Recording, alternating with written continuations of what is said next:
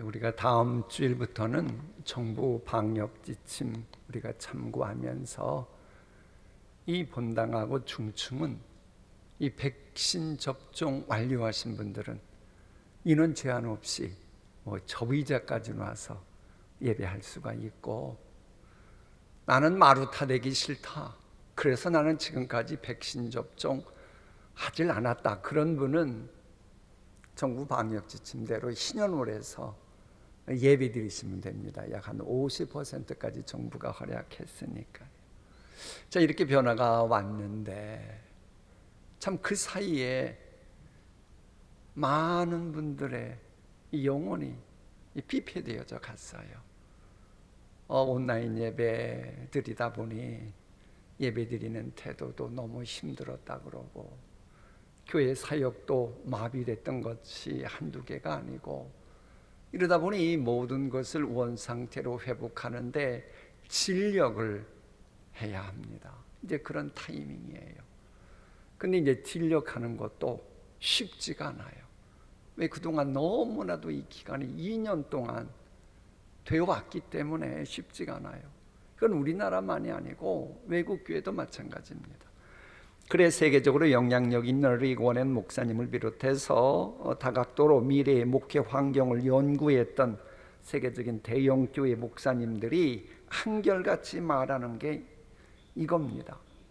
이제는 새로운 모습의 교회 사역도 요청된다, 이렇게 진단한 거예요. 지금까지 했던 사역을 회복하는 것도 쉽지 않은데 지금과 전혀 다른 미래의 새로운 사역까지도 감당해야 하니,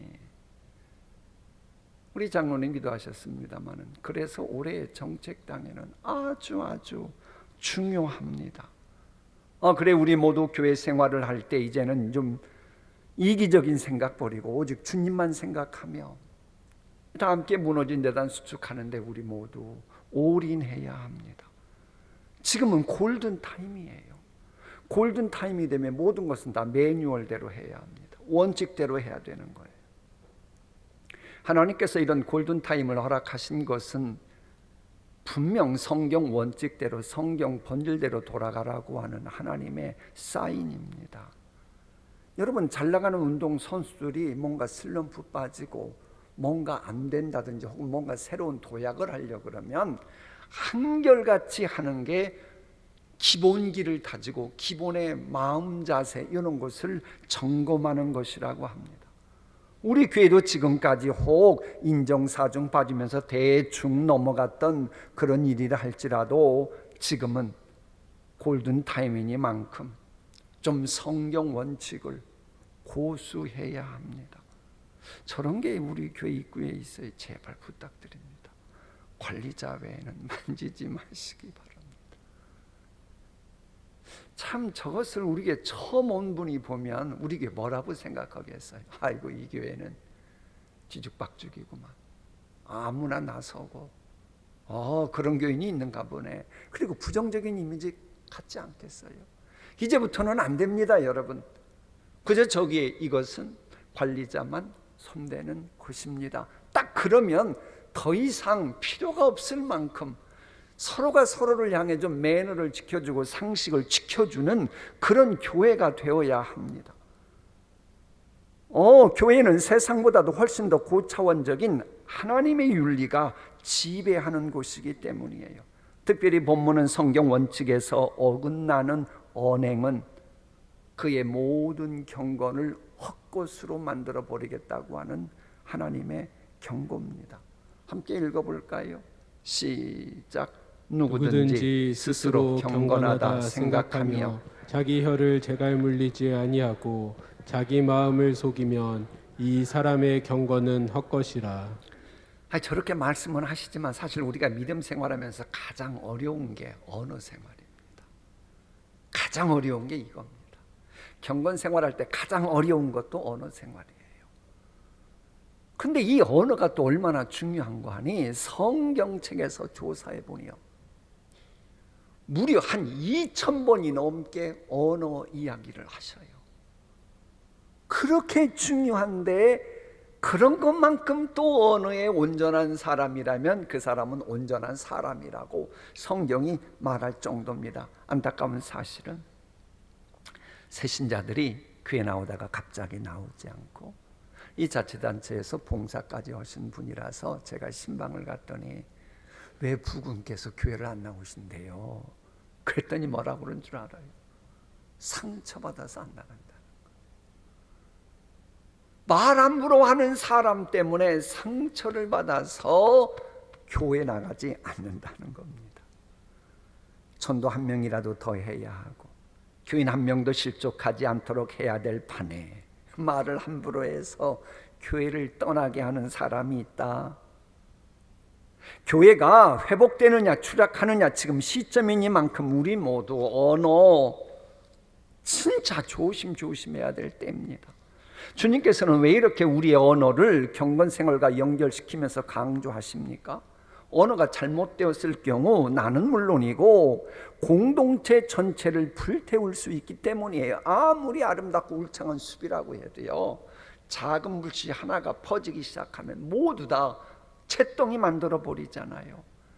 이처럼 아무리 우리 교회가 그동안 코로나 사태 지나고 나면 회복의 은총 입으려고 신앙을 근근히 연결시키려고 성경 필사도 했고 구약 성경 필사, 신약 성경 필사, 이런저런 가족들에게 가정 예배 프로그램, 30대 40대를 위한 프로그램, 그들을 위해서 이렇게 가정으로 뭔가를 전달하고 아무리 준비해 놨어도 말 함부로 하는 사람들 때문에 이 모든 것이 망가질 수 있다는 거예요. 혀는 곧 불이라. 혀는 우리 지체 중에서 온몸을 더럽히고 삶의 수레바퀴를 불사르나니 그 사르는 것이 지옥불에서 나느니라. 아무리 우리가 좋은 이미지의 교회를 갖추려고 노력하고 정갈하게 애를 썼어도요, 말 함부로 하는 것이 우리 교회를 완전히 더럽히는, 다담배배채 뿌리는 것이 될 수 있다고 하는 겁니다.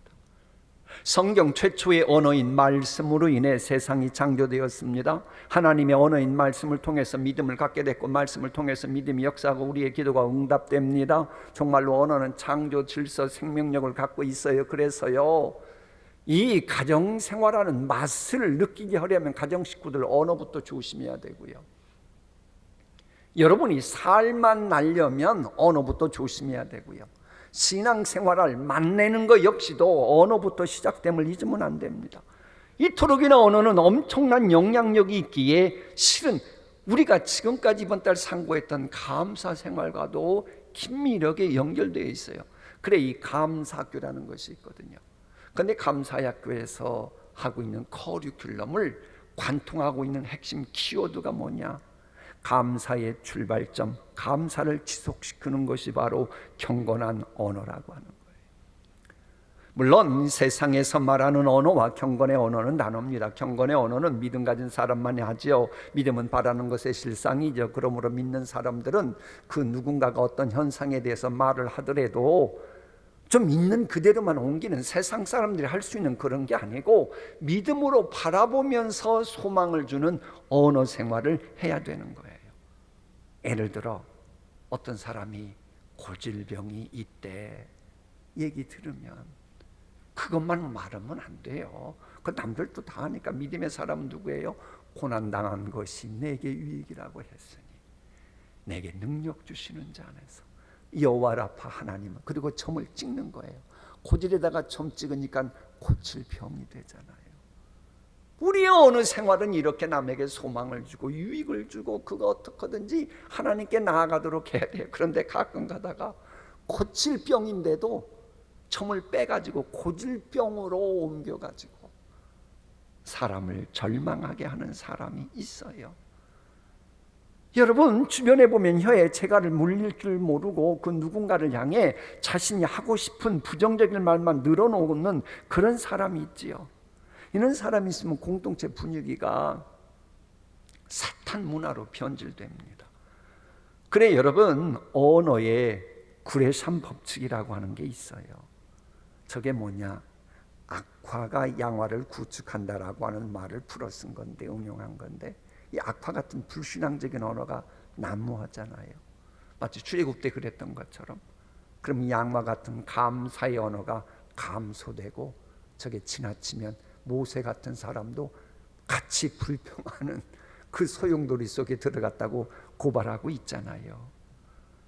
하나님께서 아담과 하와에게 얼마나 좋은 말씀 하셨어요. 선악과 따먹지 말라 하시면서 얼마나 좋은 말씀 하셨어요. 근데 모든 걸 싹 다 빼버리고 선악과 먹지 말래 그것만 딱 끄집어내가지고 사탄이 말을 하니까, 그 말이, 사탄의 언어가 아담과 하와 마음속에 들어가니 결국 어떻게 됐어요? 에덴 동산 분위기는 엉망진창이 되고 말았어요. 엄청난 감사거리들을 누리지 못하게 되었어요. 여러분의 어느 생활은 지금 어떻습니까? 고질 병을 고칠 병이라고 말하는 믿음의 언어입니까? 아니면 고칠 병도 싹 다 빼가지고 사탄의 언어를 하는 그런 언어 생활입니까? 어떤 공동체에서는 작은 소문이 몇 사람의 입을 거치면서 마치 눈덩이처럼 풀어나요. 그래가지고 나중에 감당할 수 없을 만큼 커져서 시험 드는 경우가 있습니다. 그래서 범사에 감사라고 하신 주님은 뭐라고 말해요? 너는 허망한 풍서를 전파하지 말며. 우리 다 함께 처음부터 읽어볼까요?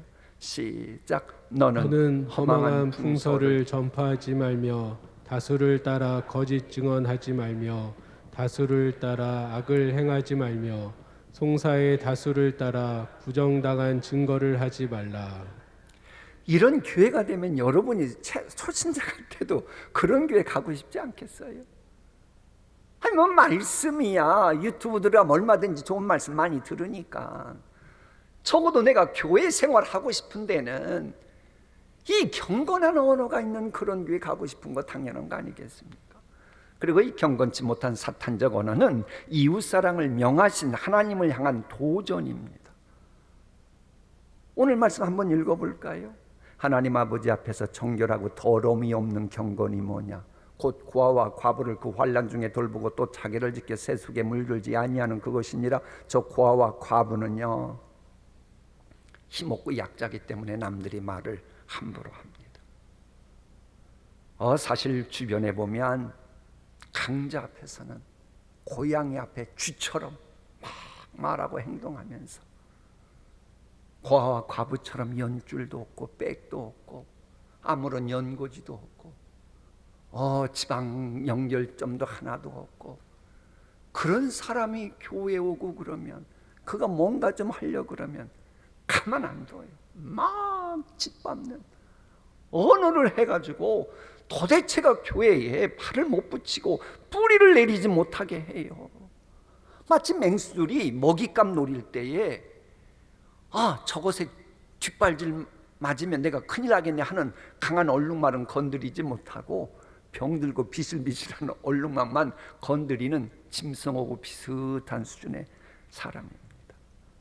그런 사람들은요, 자신이 잘못하고 있는지의 심각성을 느끼지 못합니다. 왜? 양심이 마비되어 가고 있기 때문에 그래요. 그래서 우리가 우리의 믿음을 온전케 하시고 회복의 은총을 주시고자 하는 우리 예수님께서 하신 게 뭐예요? 히브리서 보면 우리의 체질을 아시고 우리를 긍휼히 여기시고 성육신하시고 우리를 대하셨다고 말하고 있어요. 그럼 우리도 그런 예수님처럼 내가 만일 고아라면, 내가 만일 과부라면 나는 저 사람이 어떻게 해주길 바랄까, 이렇게 좀 역지사지 입장 바꿔 생각하고 내가 말하고 행동해야 이런 사람의 경건이 하나님 보시기에 알곡으로 인정해 줄 수 있다라고 하는 겁니다. 그 장애인들이 아주 좋아하는, 그래서 특히 젊은이들 중에 장애인 젊은이들이 가고 싶어하는 대학이 미국의 신시내티 대학교라고 합니다. 그 학교가 그렇게 되기까지 일화가 있습니다. 어떤 장애인 학생이 그 학교에 입학을 했는데 이 장애인이다 보니까는 공부하기가 너무 불편한 거예요. 여기저기 가기도 그렇고. 그러니까는 이 장애인 청년이 성격이 보통이 아니었는지 그 신시내티 대학교를 아예 법정에 세워버렸어요. 나 이 학교 다니는데 입학은 했는데 받아는 주고 나 공부하기 너무 불편하다고, 그리고는 법정에 세웠어요. 그러자 그 재판장이 창조적으로 판결을 내립니다. 판결 내용은 뭐냐? 학교 총장이 한 달 동안 휠체어 타고 다니면서 그 장애인 학생이 경험했던 고충을 공감하십시오 그랬어요.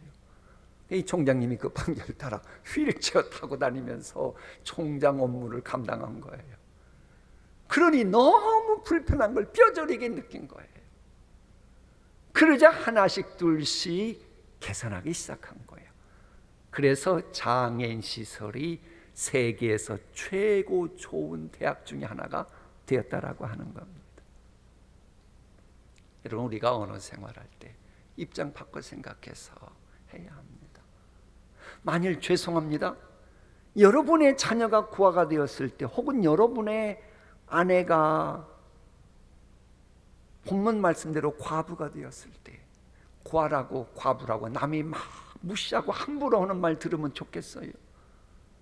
그러면 그 생각하면 지금의 고아나 과부 같은 사람에게 말 함부로 하겠습니까? 하지 못합니다.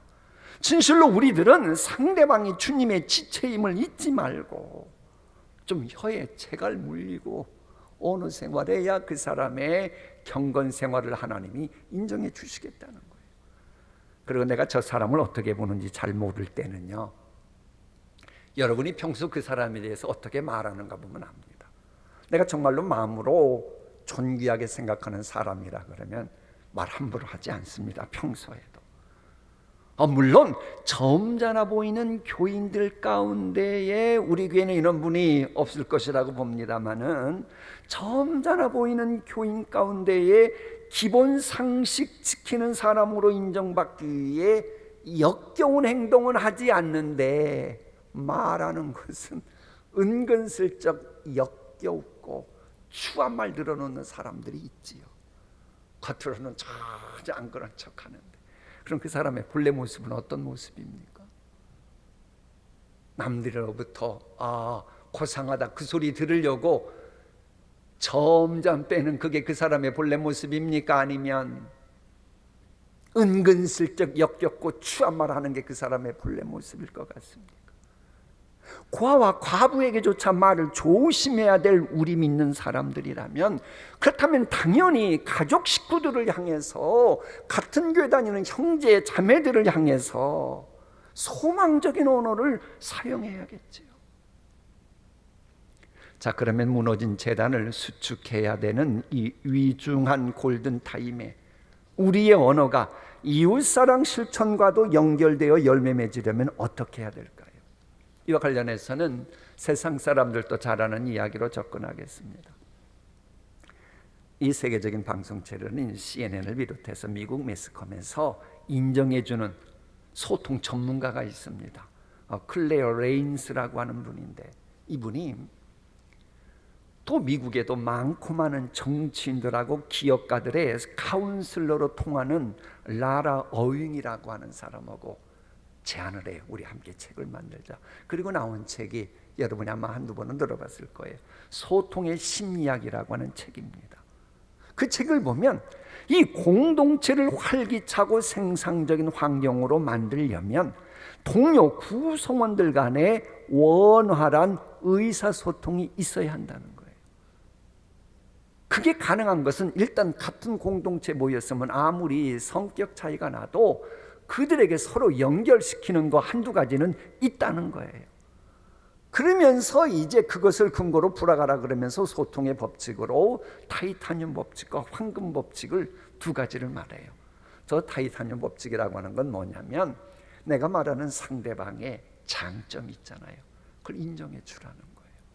인정해 주면서 그의 장점을 들으면서 우리가 함께 해나가기 위해 뭔가 부족하고 연약한 것이 있으면, 혹은 내 자신에게 시정해야 될 거 있으면 고치라는 겁니다. 그러면 상대방의 장점을 인정해 줘야겠죠. 그러면 상대방의 장점 인정해 주면 상대방도 보통 경우는 나의 장점을 인정해 준대요. 근데 나의 장점을 무시하는 사람이라면 뭐 내가 그 사람 무시하지 뭐 존경하기가 쉽겠어요? 근데 이것은 신앙생활도 마찬가지입니다. 우리가 하나님의 하나님 되심을 인정하며 신앙생활하면 하나님은 우리에게 그에 합당하게 소통하고 만나주십니다. 하나님의 말씀 볼까요? 다 함께 읽습니다. 시작. 나를 존중히 여기는 자를 내가 존중히 여기고 나를 멸시하는 자를 내가 경멸하리라. 저 말씀 보면 우리 하나님도 기브 앤 테이크예요. 네가 나한테 뭐 줬냐? 나도 그렇게 줄게. 이런 말씀이에요. 자, 그러면 또 하나는 황금의 법칙이라고 하는 게 있어요. 너희는 무엇이든지 남에게 대접을 받고자 하는 대로 너희도 남을 대접하여라. 이것이 율법과 예언서의 즉 성경의 본 뜻이다라고 하는 그 황금률을 가지고 이제 법칙을 적용하는 건데, 남 대할 때요 상대방에게 말하기 전에 그 사람이 날 어떻게 대했으면 좋겠다 그걸 생각하고 나도 남에게 베푸르라고 하는 그 말이에요. 그러니까 진정한 소통을 이루길 원한다면 나도 상대방에게 좀 친절과 존경과 사랑을 베풀어야 그것이 나도 곧 내게로 돌아온다라고 하는 겁니다. 근데 이 두 법칙은 서로 연결되어 있는데요, 고린도전서 말씀대로 우리 모두에게는 공통분모가 있습니다. 가족이라면 가족이라고 하는 공통분모가 있고, 교회라면 예수님의 지체라고 하는 공통분모가 있습니다. 교회 같아도요, 아무리 다양한 분이 있는 것 같아도요, 이 두 가지 원칙을 성경 말씀 명심하면서 지켜보세요. 그럼 우리 모두 연세 드신 분들을 바라보면 그분들의 경륜을 우리는 존중해 줄 수밖에 없어요. 또 이 두 정신을 생각하면 젊은이들의 그 가능성과 장점을 인정해 줄 수밖에 없어요. 그러면 당연히 소통이 되지요. 그런데 그게 안 되니까 어른을 향해서는 아이 또 꼰대짓 하네 그러고, 또 젊은 분 향해서는 니까지 것들이 뭘 알아 또 이러니까 소통이 안 되는 거잖아요. 나도 상대방을 무시하지 않고 서로가 서로를 대접한다면 당연히 그 가정의 감사는 더욱더 풍성해질 것이고 교회도 그럴 것이고, 이게 바로 하나님 보시기 좋았더라 그런 공동체 되는 거 아니겠습니까? 이처럼 하나님 보시기에 좋았던 새로운 창조 사역의 시작을 볼까요? 혼돈과 무질서 속에서 시작됐습니다. 그렇다면 코로나19라고 하는 예기치 않았던 쓰나미로 인해 많은 형제님 자매님들의 삶의 자리가 지금 황폐해졌고 교회도 예외가 아닙니다만은, 그렇다면 우리에게도 경건한 언어만 있으면 다시 새로운 역사는 얼마든지 만들 수 있고 무너진 재단을 수축할 수 있는 거예요. 이 경건한 언어만 있습니다. 지난 화요일 날 저녁에 어느 장로님하고 대화를 나누는데요, 여기 계신 장로님이시네요. 참석하셨네요. 이런 얘기가 오갔어요. 목사님이 요즘 효과 있는 전도는 교회에 좋은 소문 나는 겁니다. 교회에 대해 좋은 소문 나면 교회 온다는 거예요. 아이들도 야 동신교회 좋대 그러면 얘들이 동신교회 오고 엄마 아빠 붙들고 동신교회 가자고 그런다는 거예요. 맞잖아요. 좋은 소문 내려고 대기업들은 수백억 막 1,000억 넘는 돈도 투자하잖아요. 좋은 소문 나면 음식점도 아무리 코로나 사태인데도 대박 나는 거 여러분 아시잖아요. 우리 교회에 대한 덕스러운 소문을 내는 언어 생활, 그건 바로 우리 교회를 위한 최고의 광고요, 최고의 헌신이라고 하는 걸 잊으면 안 돼요. 물론 이제 우리가 고람되어 신앙으로 교회 생활하면 이 경건한 언어 생활은 자연스럽게 만들어집니다. 우리 교회도 그렇습니다. 사실 우리 교회가 코로나19 직격탄을 맞고 소생하기 위해서 작년에 막 급하게 막 교역자실에서 연구하고 장로님들 도움과 함께 결정했던 게 바로 맹그로브 사역이에요. 서로 서로를 연결시켜주고 다시는 이런 일이 있어도 우리 교회의 공동체는 보존되어야 된다고 하는 거였어요. 근데 이 맹그로브 사역의 근간이 뭔가 잘 생각해 보세요. 약 15년 동안 진짜 최선을 다하고 기도하고 애를 쓰고 공들였던 오병이어 멘토링이에요. 근데 오병이어 멘토링이 뭐예요? 멘토와 멘티가 서로 부모 자녀처럼 혹은 선생님과 제자처럼 친구처럼 서로 대하는 거예요. 그러면 내가 그 동신교회 다녀도 혹 나도 모르게 그날 심기가 불편해서 실수했어요. 그럼 여러분의 부모님이 실수하면 밖에 나가서 우리 아버지가 우리 어머니가 이래서 소문냅니까? 여러분 자식이 실수하면 밖에 나가 소문냅니까? 그게 사실이라고 해도 만나서 다투거리고 진짜 사실이라면 위로해주고 시정해주고 오히려 제자리 찾아가도록 축복해주지 않겠습니까? 그럼 우리 교회도 누가 실수했을 때 막 떠벌리고 그러면 창피해서 그 교회 나오겠습니까? 그런데 내가 실수한 거 뻔히 알면서도 아는 그분이 진리대로 가르쳐 주면서도 도리어 축복해주고 제자리 찾아가도록 도와줬다. 그럼 당연히 그런 교회 가고 싶겠지요. 이렇게만 되어준다면 우리 교회는 당연히 소문 나겠지요. 그런데 만일요 이런 예수님의 가르침 외면하고 건수 잡힐 때마다 경건치 못한 언어를 하면 우리 교회 맹그로브 사역은 실패할 수밖에 없어요. 그리고 그것은 교회 이미지를 실추시키는 부덕스러운 언어라서 하나님의 자녀답지 못한 겁니다. 여러분 그 정의란 무엇인가라고 하는 책으로 유명해진 마이클 샌델이라고 하는 하버드 대학 교수 이야기, 적어도 아무리 가정주부 계신 분들도 들어보셨을 겁니다. 이분이 이런 이야기를 해요. 하나님은 욥의 의로움을 인정하셨다는 거예요. 그럼에도 하나님의 질서를 인간의 도덕윤리로 풀어갔던 욥에 대해서는 하나님이 짚고 넘어가셨다, 이렇게 말합니다. 그러면서 그가 한 유명한 말이 있어요. 우리 함께 읽어볼까요? 시작. 돈으로 인한 제 평가를 깎아내리는 것도 부패이고 공동체의 가치를 깎아내리는 것도 부패이다. 돈으로 인한 부패만 부패가 아니고 공동체의 평가 깎아내리는 것도 부패고 공동체의 가치 깎아내리는 것도 부패라는 거예요. 그러니까는 어떤 가문에 있으면서 가문을 그 아름다운 가치를 깎아내리는 거, 그 부패한 자식인 겁니다. 여러분의 자녀 신앙 전통 이어가도록 해야지. 그 깎아내리는 거, 그건 자식으로서 부패한 거예요. 이건 교회도 마찬가지입니다. 하나님의 질서가 지배하는 교회를 인간 질서가 지배하는 정부가 교회 질서를 깎아내리면, 교회 가치 깎아내리면 그 정부는 부패한 것으로 마이클 샌델은 보고 있는 겁니다. 세상 유행 풍조 관점에서 자꾸 교회의 가치를 깎아내린다면 그 사람도 부패한 교인이라고 하는 이야기밖에 안 되는 거예요. 우리의 언어가 얼마나 중요한지 아시겠죠? 이건 성경만이 아니고 세상 사람들도 이제 다 아는 상식이 되어버린 거예요. 진실로 너와 나의 감사를 빼앗아가는 부패한 언어를 기독교인은 용납해서 안 됩니다.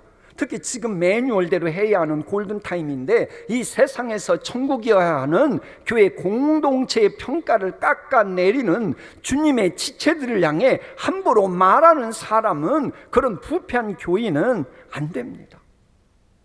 이런 부패한 사람에 대해서 성경은 뭐라고 말합니까? 모세가 레위지파 사람들을 동원해서 그랬던 것처럼 읍참마속의 심정으로 아무리 친구요 친지라고 해도 동조하면 안 됩니다. 왜? 우리는 이미 십자가에 못 박힌, 그래서 이제는 내 것이 아니라 주님의 것이기 때문이에요. 그게 주님의 제자도입니다. 하나님 말씀 볼까요?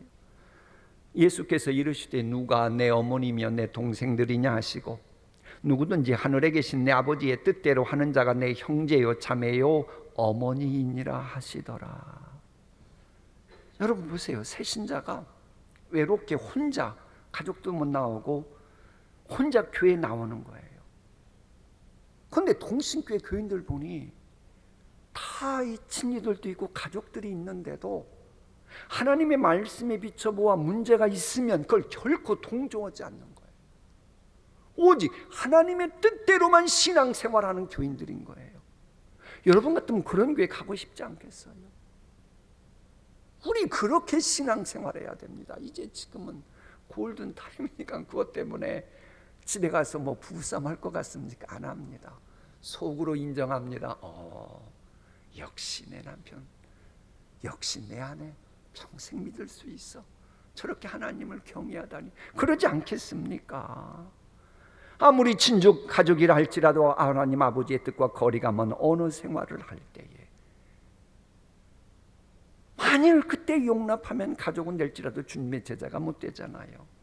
아무쪼록 주님의 제자답게 자기 십자가 지고 혀의 재갈을 물리면서 살아가심으로 가정생활할 때도 교회 생활할 때도 감사한 일이 좀 풍성해지는 좋은 소문 났으면 좋겠습니다. 우리 오늘의 말씀 다 함께 읽고 마치겠습니다. 시작. 누가 스스로 경건하다고 생각하면서도 혀를 다스리지 않고 자기 마음을 속이면 이 사람의 신앙은 헛된 것입니다. 하나님 아버지께서 보시기에 깨끗하고 흠이 없는 경건은 고난을 겪고 있는 고아들과 과부들을 돌보아주며 자기를 지켜서 새 속에 물들지 않게 하는 것입니다. 아멘. 기도하십니다.